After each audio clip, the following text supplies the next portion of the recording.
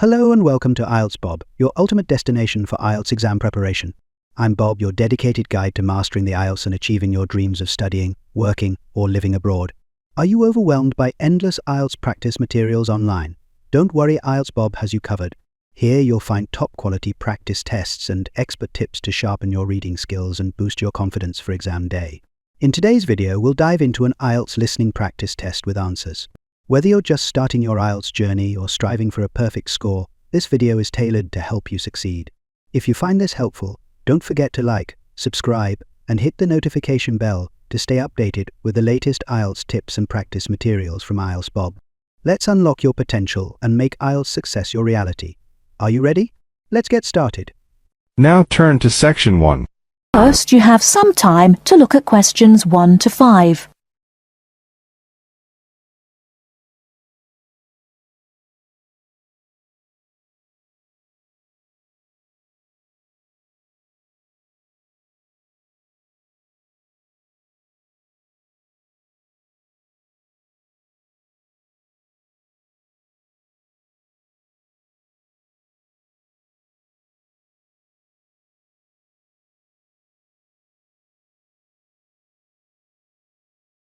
Now we shall begin.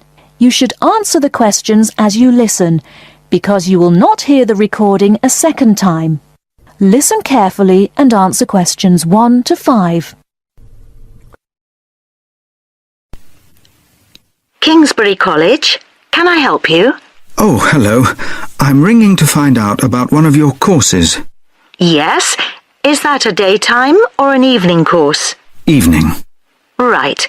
I'll just get a few details from you, if I may. Fine. Could I have your full name, first of all? It's Peter Wright. That's W-R-I-G-H-T. OK. And I don't need to know your exact age, but can you tell me which of these age groups you belong to? 18 to 25, 26 to 35, 36 to 45, or over 45? 18 to 25. Fine. And do you have a job, or are you a full-time student? I'm an accountant. I just do courses in my spare time for interest. OK. Right. And your address, Mr. Wright? It's 11 Forest Road. F-O-R-E-S-T? Yes. Is that in Kingsbury? Yes, it is. I'm just down the road here. And do you have a phone number? It's 992-471. That's my home number. I haven't got a work number. That's fine. We probably won't need it. Before you hear the rest of the conversation, you have some time to look at questions 6 to 10.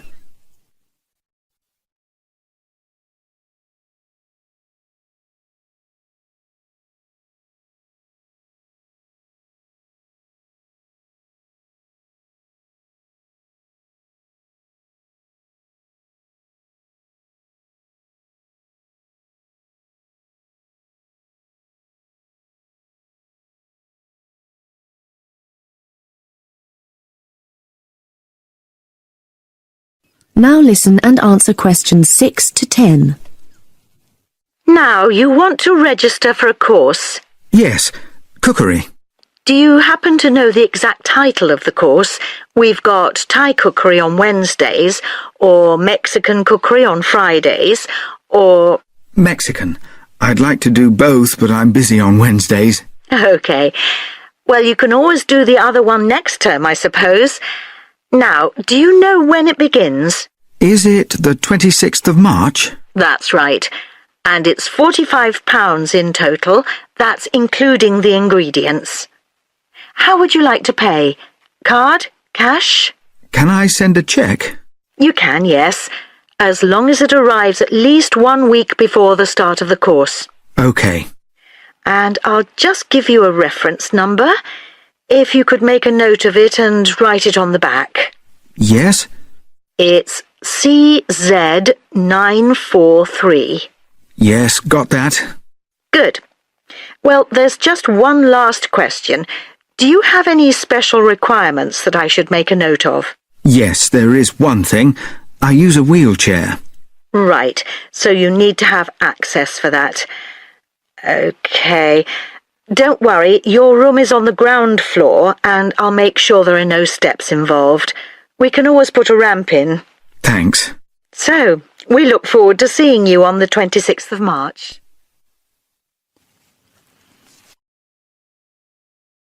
That is the end of part 1. You now have half a minute to check your answers.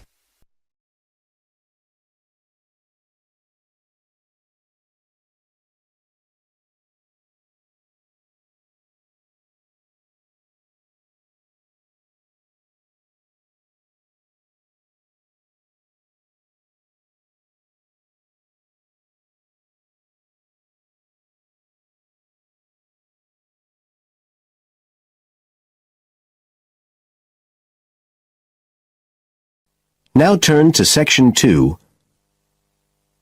Section 2. You will hear a tour guide talking to a group of tourists who are visiting a historic town on the east coast of the USA. First, you have some time to look at questions 11 to 17.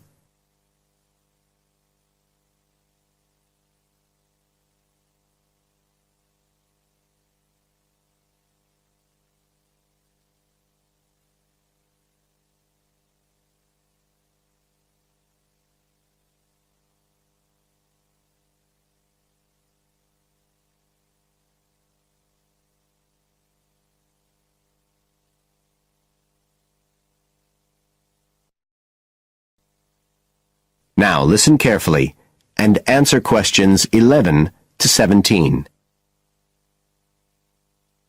Right, so here we are in Fairhaven, and we have a couple of hours to spend in this historic center before we carry on to our motel. And as you'll know from the itinerary of our trip, we're visiting Fairhaven because of its historical links with a man called Manjiro Nakahama.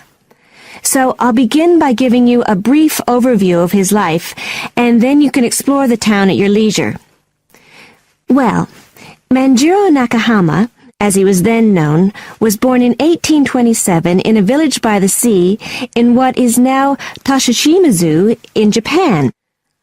And like many people in that town, he became a fisherman when he was just a youngster. One day in 1841, when he was just 14 years old, he and some others were fishing far off the coast of Japan when they were caught in a storm and shipwrecked on a small deserted island. They had to wait for 6 months before they were rescued by an American whale ship that had stopped at the island by chance. 4 of the 5 Japanese were put ashore in Hawaii, but Manjiro had become friends with the captain, William Whitfield, who came from the town of Fairhaven, where we are now, and he chose to remain aboard and to return with the boat to the USA. So Manjiro unwittingly became the first Japanese ever to set foot on American soil. He came back right here to Fairhaven with Whitfield and stayed with the Whitfield family, who paid for his education here in the town. He studied mathematics and geography, as well as shipbuilding and navigation.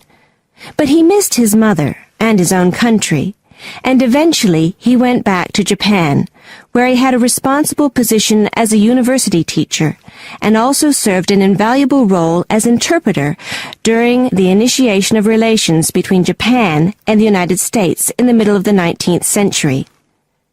But the most interesting thing is that the links between Toshishimizu and Fairhaven have remained and grown stronger over the years, in spite of the distance between them. And in fact, the two places now have the official status of sister cities. Both places are ports, so in fact the inhabitants have a lot in common. There have been a number of visits by the inhabitants of Toshishimizu, in particular at the time of the festival, which is held every 2 years here in Fairhaven to celebrate the life and achievements of John Manjiro. It takes place in the fall, and there's an ever-growing program including drumming, singing, martial arts, and stalls selling Japanese and American food. So if you're going to be in the region around then, it's really worth a visit. Before you hear the rest of the talk, you have some time to look at questions 18 to 20.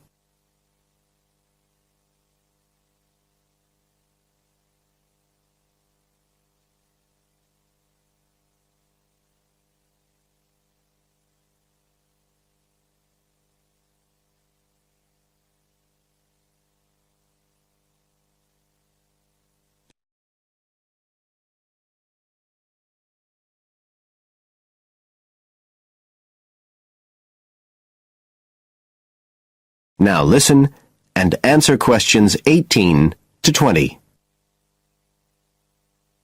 Now, many of the buildings that Manjiro Nakahama knew in Fairhaven are still standing today. And so if you'd just like to hand round some copies of this map, I'll suggest the best route to follow to see them.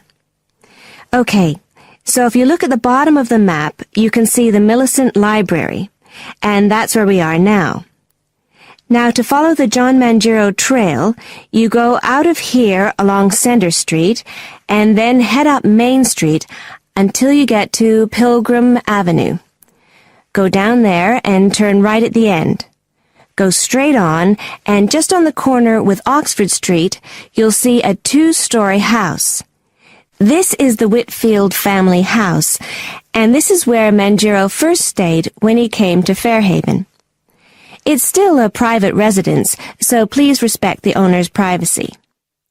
Okay, now if you carry on along Oxford Street, then turn left at the end, you'll come to North Street, and about halfway down there is what's known as Old Oxford School.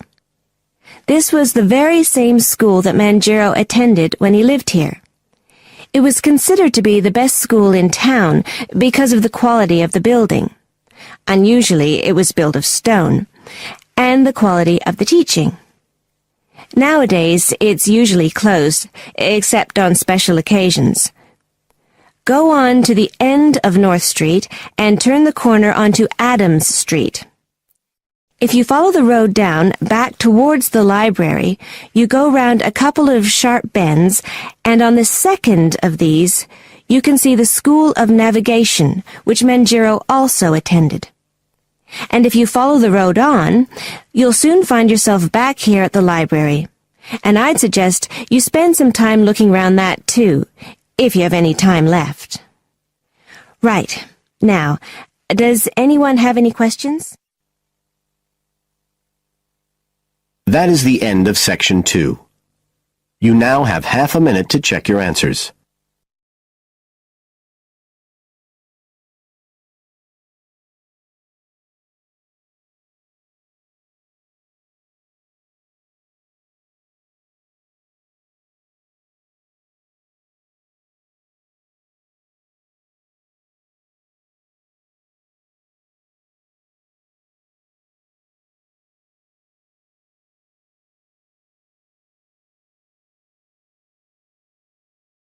Now turns to Part 3.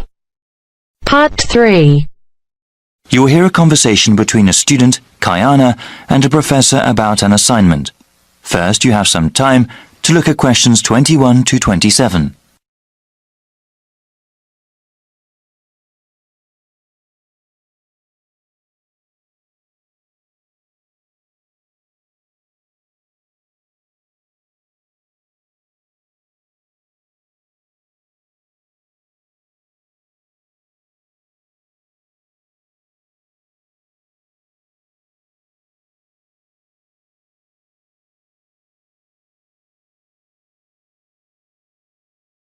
Now listen carefully and answer questions 21 to 27. Hi, Dr. Reed. Are you busy right now? Do you mind if I come in for a second? Hey, Kiana. No, I don't mind at all. Thanks. I just wanted to say that I'm enjoying your urban studies course and that I'm having some trouble with the first assignment. Okay, no problem. What do you want to ask? This is my first time writing a paper of this length. All right. What sort of trouble are you running into? Well, writing more than 10 pages is actually turning out to be quite a task. I've been rereading some of the material, and I'm just not sure how to approach the assignment. Yes, it takes some time to get used to academic writing assignments. More time than I expected, really. I also want to do a really good job on the assignment. I don't want to put a half-hearted effort into it. I'm glad to hear that. I'll say that these assignments get easier to manage as time goes on. That's a small relief. I mean, it gets easier to plan the assignment and to organize one's time, but it still takes hard work and a sincere effort to produce a good piece of academic writing. My role is to guide you to the readings I think are the most relevant and to give you tips on managing your time. Okay, could we talk about the readings then? Sure, we can go over them. I guess I want to ask about the Coal House text first. It seems like a pretty interesting book. But sometimes a bit over the top, no? I would recommend reading just the first part of the book. It's the most relevant to the assignment that I gave you. The rest of the text goes on about a topic we will cover later in the semester. All right, I'll just read the intro then. As for the Peely article, oh, did you read that one? Yes, I accessed it online and then printed it out. Okay. I would recommend you review that again. Also, remember what I said about the Liebskid article? I think you told the class to focus on the research methods, right? Yes. She approaches the problem in an innovative way. Let's see. For the Gary article, I think you should... Let me see. I think it would be best for you to read just the conclusion. Just the conclusion. I see. Yes, I would ask you to read the whole thing, but this way would be more efficient. Speaking of which, you should not bother reading the Wolfson article. Yeah, it didn't seem particularly relevant to the topic. Let's see. Any other reading you wanted to talk about? Let me see. Yes, the Cudler article. What do you think of that one? Ah, yes. How could I forget? That one is pretty central to the topic. I really think you must go over it again. Before you hear the rest of the conversation, you have some time to look at questions 28 to 30.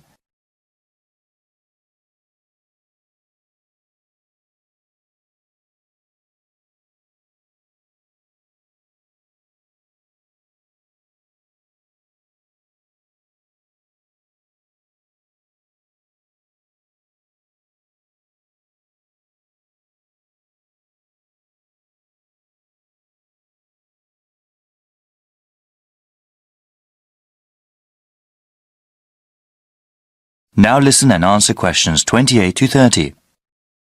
All right. Is there anything else you wanted to ask about? Yes, I wanted to ask about the line graph that you provided. It seems that the legend identifying the different parts is not there. Ah, it must not have been photocopied correctly. Here, let me explain them. They all represent percentages of the population in Manassas, okay? Line 1 here at the top is the percentage of people who were born in a foreign country. Born outside the country. Okay, and this one? The next line down, line 2 refers to the percentage of people with citizenship. All right, got it. Those making a middle-class wage are represented by the fifth line down. Okay, middle-class wage earners. And the line number 4? That is the percentage of people with a college education or higher. All right, and the one in the middle?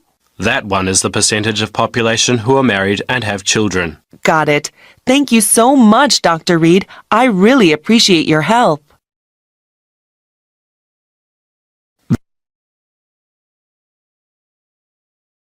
That is the end of part 3.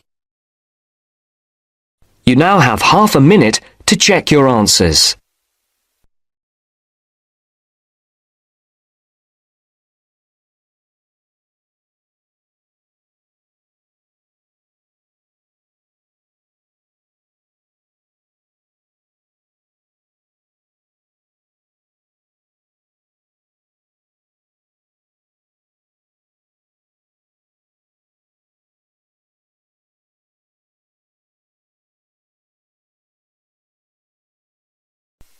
Now turns to part 4. Part 4. You will hear part of a careers advice talk on working freelance. First, you have some time to look at questions 31 to 40.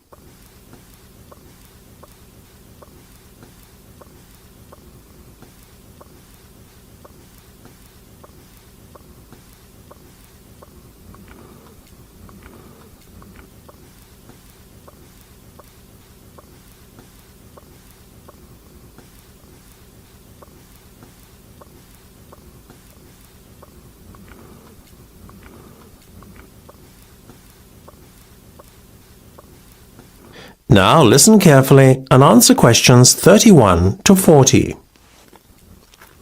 Working for an employer in a 9-to-5 job has long been the accepted norm. However, this could soon be set to change. A rising level of unemployment, combined with a sense of disillusionment amongst employees with their workaday lives, is at the root of this modern-day revolution in the workplace. Now, there is a growing trend amongst people of all ages and from all walks of life to opt for freelance work rather than working for an employer. It sounds a risky option and a potentially stressful one, but on the whole, the benefits of freelancing seem to vastly outweigh those of working for someone else. In fact, recent research has shown that those who quit their jobs to work for themselves are the country's happiest and most productive workers. A study conducted by Dr. Jonathan Sapsed from Brighton University's Business School, in conjunction with the Arts and Humanities Research Council, looked at a total of 304 freelancers who were pursuing a range of professions in southern England. They found that, far from struggling to get by, many were not only doing well, but excelling in their new professions. So, what are the advantages of freelancing? Well, there are many. One of the most obvious benefits is not having to be answerable to a boss and having to face criticism or unfair demands. In addition, not being based in an office or shared workplace with competitive or difficult colleagues is another bonus. But what is probably the most attractive pull of working freelance is the freedom to determine your own work schedule. You are no longer at the mercy of a timetable dictated to you by your employer. If you have family commitments, these can easily be fitted around your working hours. Furthermore, if you have an off day one day, it's easy to make up time another day without having to face your employer's wrath when you are being less productive than usual. Those who work in creative and digital industries stand to benefit most from working freelance. In these fields, workers are at liberty to choose their ideal working location, as they are not restricted to working in a set place. It really is an ideal lifestyle that many would aspire to if they were more aware of the options available to them. Lastly, to add to an already convincing list of benefits from doing freelance work, there is the financial reward.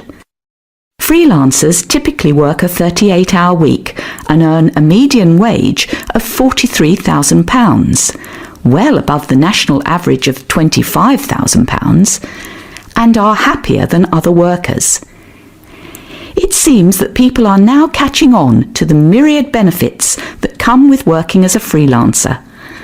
Currently, there are about 31 million people in work in Britain, and already 4.6 million are self-employed, thereby displaying the vitality of the freelance economy.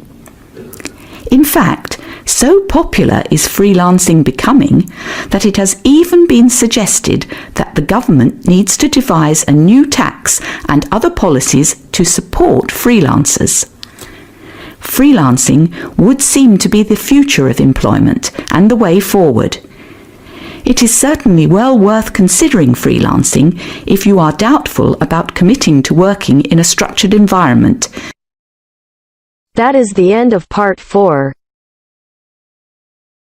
You now have half a minute to check your answers. If you enjoyed this video or found it helpful, consider supporting the channel by buying me a coffee. There's a link in the description. You can also check out our books in the store. Thanks so much for your support. IELTS Bob.